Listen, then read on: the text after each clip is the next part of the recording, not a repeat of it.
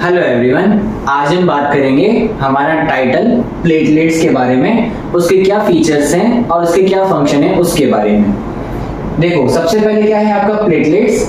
Platelets का दूसरा नाम क्या बोलते हैं? थ्रोम्बोसाइट्स। थ्रोम्बोसाइट हम क्यों बोलते हैं इसको? क्योंकि ये थ्रोम्बिन का फॉर्मेशन करता है, यानी आपका किस में काम करता है? ये क्लोटिंग के अंदर काम करता है आपका, है ना। जब आपकी क्लोटिंग होती है ब्लड के अंदर, उसके अंदर इसका रोल रहता है। क्लोटिंग यानी रक्त का थक्का जमना, है ना। थक्का जमता है रक्त का, उसको बोलेंगे ब्लड की क्लोटिंग, है ना। जब भी आपकी चोट लग जाती है तो सरफेस के ऊपर जैसे कट लग गया, आपका प्लेट से कट लग गया या अंदर किसी ब्लड वेसल के अंदर चोट आ गई माइन्यूट, तो क्या करते हैं वहां प्लेटलेट आपकी इकट्ठी हो जाती हैं और एक नेटवर्क की तरह इकट्ठे होने के बाद उस जगह को रोकती हैं ताकि ब्लड का लॉस होने से बच सके। तो उस स्थिति में क्या काम में आता है आपका? थ्रोम्बिन काम में आता है, तो थ्रोम्बोसाइट्स आप इसको बोलते हैं, ठीक है। तो प्लेटलेट दूसरा नाम थ्रोम्बोसाइट्स। ये हमारी बॉडी के अंदर कितनी मिलती हैं? लगभग 2 से 5 लाख, है ना।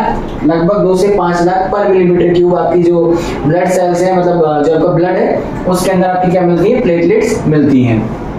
कैसी होती हैं? या तो राउंड है या ओवल शेप की होती हैं, जिसका बाइकॉन्केव सरफेस आपका रहने वाला है। यानी बाइकॉन्केव सरफेस की आपकी क्या रहती है? प्लेटलेट्स रहती हैं, जो लगभग आपकी आरबीसी के 1/4 साइज के लगभग रहती है। या आपको बोल सकते हैं कि 2 से 4 माइक्रोन इसका लगभग साइज रहने वाला है। इनके पास किसी भी तरह का कोई भी न्यूक्लियस नहीं होता है, यानी ये न्यूक्लियस नहीं रखती हैं, पर इनका जो साइटोप्लाज्म है उसके अंदर आपको ग्रेन्यूल्स, डिस्टिंक्ट ग्रेन्यूल्स मिलते हैं, ठीक है। प्लेटलेट सिंथेसाइज होती है किसके द्वारा? मेगाकैरियोसाइट्स। या मेगाकैरियोसाइट्स क्या है? ये आपका बोन मैरो के अंदर, कहां पर? Bone marrow. जैसे हमारी जो आरबीसीज थी वो भी बोन मैरो के अंदर होती थी, रेड बोन मैरो में, ऐसे आपकी बोन मैरो के अंदर मेगाकैरियोसाइट्स के थ्रू क्या होती है? आपकी प्लेटलेट सिंथेसाइज होती है किसके अंदर? बोन मैरो के अंदर, और वो ब्लड में आती है। लगभग 5 से 10 दिन, यानी लाइफ स्पान 5 to 10 डेज आपका प्लेटलेट्स का रहने वाला है। और ये डेस्ट्रॉयड कहाँ की जाती है? स्प्लीन के अंदर। यानी स्प्लीन के अंदर आप प्लेटलेट्स को बिल्कुल ही डिस्ट्रॉय कर देते हैं, यानी आप इसको स्प्लिट आउट कर देते हैं, ठीक है। राउंड शेप हो गई, इसके अंदर किसी भी तरह का न्यूक्लियस नहीं है ना। मेगाकैरियोसाइट्स यानी बोन मैरो के अंदर जो आप सिंथेसाइज करेंगे इसके थ्रू, प्रोसेस के थ्रू, है ना। और 5 से 10 दिन का इसका लाइफ स्पान रहने वाला है, स्प्लीन के अंदर डिस्ट्रॉय की जाती है। अब हम बात करेंगे इसके फंक्शंस के बारे में, जो कि आपका इंपॉर्टेंट रहने वाला है।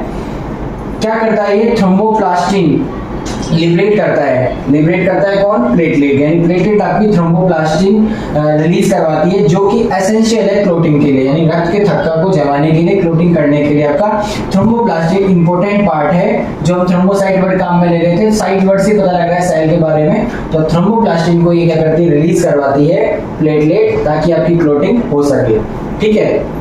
और ये क्या करती है? क्लोज करती है minute leak in wall of blood vessel. जहां भी आपकी जैसे ब्लड वेसल है, कहीं भी उसके अंदर थोड़ी सी भी चोट आ गई, हल्की सी माइन्यूट लीक हो गया जहां से ब्लड का लॉस हो सके, तो वहां इकट्ठी हो जाती है सारी की सारी, और उस लीक को क्या कर देती है? क्लोज कर देती है, बंद कर देती है, ताकि आपका जो ब्लड का लॉस है वो नहीं हो, है ना, ब्लड लॉस को सेव करने के लिए, ठीक है। इसके पास में बॉडी से मतलब बॉडी डिफेंस मैकेनिज्म भी रखती है कुछ हिस्सा प्लेटलेट का, जैसा कि डब्ल्यूबीसी करती है बैक्टीरिया के अगेंस्ट में, ठीक है। इसके अलावा क्या करती है आपकी प्लेटलेट्स? इनके पास हिस्टामिन और सेरोटोनिन भी होता है, सीक्रेट करती है, जिसको ये मतलब हिस्टामिन एंटी इन्फ्लामेटरी बोलते हैं, जिसको इन्फ्लामेटरी बोलते हैं, है ना। तो हिस्टामिन और सेरोटोनिन इन दोनों को भी क्या करती है? प्लेटलेट अपने साथ रखती है।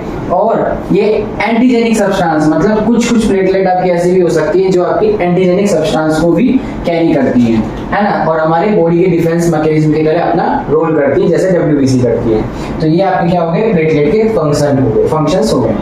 अब देखो आगे बात करेंगे इसकी एब्नॉर्मलिटीज के बारे में। तो एब्नॉर्मलिटीज की क्या क्या आएंगे, हम जो पढ़ेंगे उसके बारे में देखते हैं। सबसे पहला आपको क्या हो गया? थ्रोम्बोसाइटोसिस।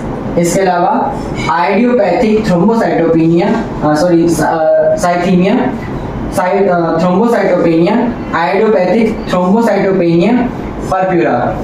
4 तरह की हमने एब्नॉर्मलिटीज बोली है प्लेटलेट्स की।